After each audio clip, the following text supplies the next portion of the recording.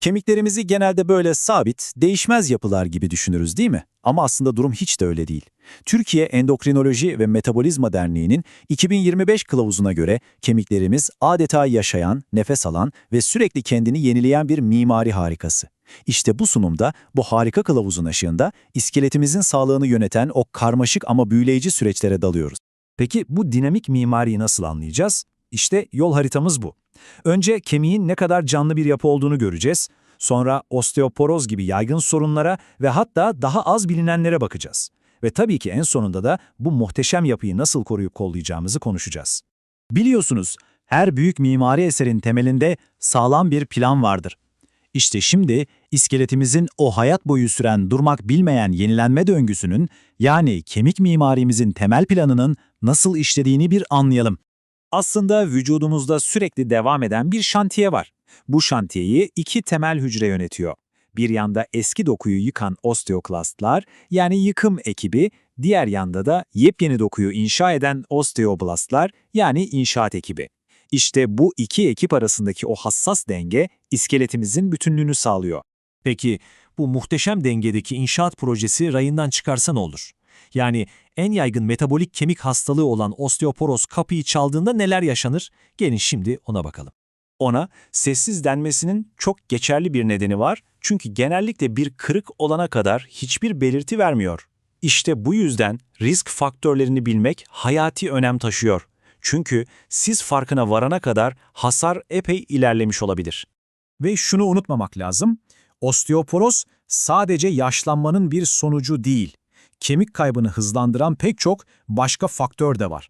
Temat kılavuzunun da altını çizdiği gibi bir dizi tıbbi durum veya tedavi kemik mimarimizi doğrudan etkileyebiliyor. Mesela vücudun besin emilimini bozan bir bağırsak hastalığı veya uzun süreli kortizon kullanımı o hassas dengeyi ne yazık ki altüst edebiliyor. Sadece tıbbi durumlarda değil tabii, günlük alışkanlıklarımız yani yaşam tarzımız da mimarinin temelini doğrudan etkiliyor. Şöyle düşünün, sigara kemik yapıcı hücrelere adeta savaş açıyor. Yetersiz kalsiyum ve D vitamini ise inşaat ekibini malzemesiz bırakıyor. Peki bu 200 miligram ne demek oluyor? Yani kabaca günde 2 fincan kahveden daha az. Kılavuz diyor ki bu limitin üzerine çıkmak kemik sağlığı için bir risk oluşturabilir. Aklımızda bulunsun. Ama mimari kusurlar sadece malzeme eksikliğinden, yani osteoporozdan ibaret değil. Şimdi gelin kemik yapımızı etkileyen diğer temel sorunlara da bir göz atalım. İşte burası çok ilginç çünkü bu iki durum arasındaki fark çok temel. Biri kemiğin miktarıyla, diğeri kalitesiyle ilgili. Yani osteoporozda binada yeterince tuğla yok. Osteomalazide ise tuğla var ama beton çürük, kalitesiz. İkisi de ciddi bir sorun ama sebepleri ve çözümleri farklı. Bu hastalıkta ise durum daha da kaotik. Sanki mimari planlar yırtılıp atılmış gibi vücut aşırı ve düzensiz bir şekilde kemik yapıp yıkıyor. Bu da yapısal olarak sağlam olmayan, şekilsiz kemiklere ve tabii ağrıdan kırıklara kadar bir dizi soruna yol açıyor.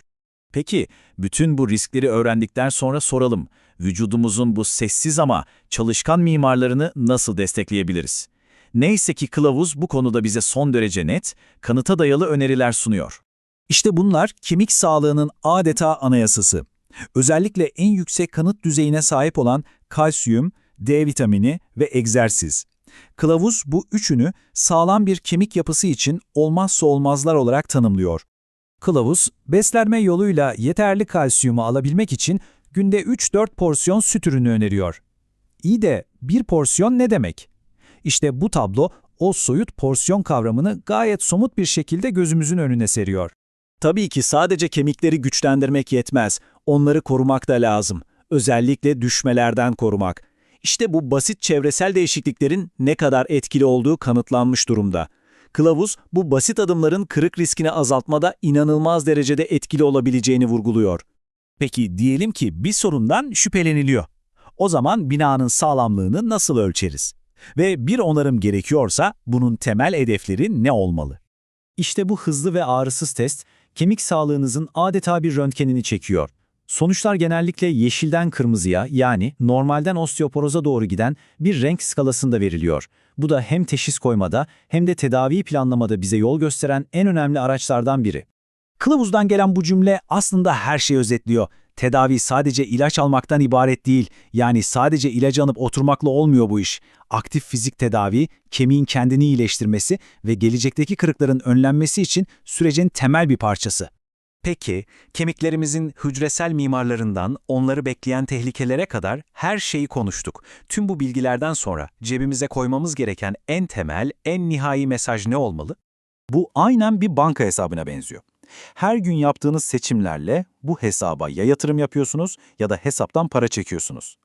Gençken yaptığınız birikim, ileri yaşlarda ne kadar güvende olacağınızı belirliyor.